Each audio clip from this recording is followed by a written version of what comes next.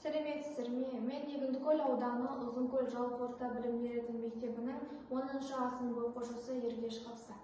Жарқырасын шуақ боп алғашқы үміт, жүректерді жүрекпен жалғастыр. Адамзатқа бірлік бер, тыныштық бер, ынтымақтан туындар бар жақсылық. Бүгінгі менің жобамның бағыты жақсылық керуені, ал жобамның тақырыбы жақсылық жаншуағы. Жобамның мақсаты білім беру процесінде қатысушылардың барлығының бірлескен қызметін жандандыру, балаларды игі істер, жақсылықтарға жасауға ынталандыру, адам бойындағы мейірімділік, адамгершілік, жақсылық сынды игі істерін насихаттау.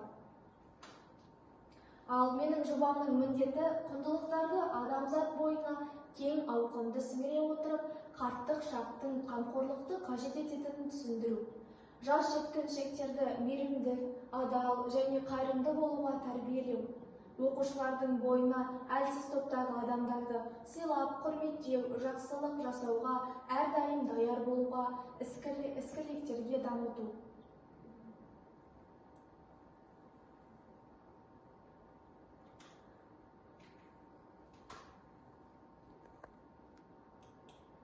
Дәл осы тұрғыда мектеп оқушыларының құралған өзін-өзі басқару ұйымы. Қарты бар үйдің қазынасы бар демекші ауыл карттарына барып көмек көрсетіп тұрады.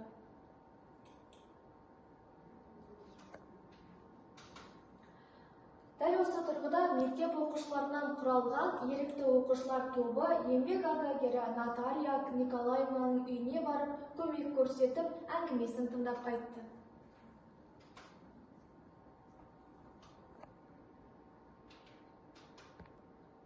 Сонымен қатар мектебімізде Тимур қозғалыс жұмыс жасайды. Оқушыларымыз көмек беруден шаршамайды, жүректері мейірімділікке толы. Сонымен менің жобамның нәтижесі мектебіміздің оқушылары жарыса көмек көрсетіп, үлкен қарт кісілерімізден бата алып, ризашылыққа бөленеді. Еліміздің ертеңі мемлекетіміздің жарқын болашағы, білімді де білгір жастардың қолында. Қай заманда болмасын қоғамның қозғаушысы кіші жастар. Осы ретте мемлекет басшысы Қасым-Жомарт Тоқаев айтқандай, біздің көрнекті ақынымыз Мағжан Жұмабаевтың «Мен жастарға сенемін» деген сөзі бар.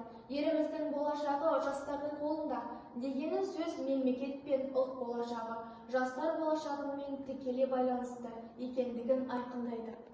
Назарларыңызға рахмет.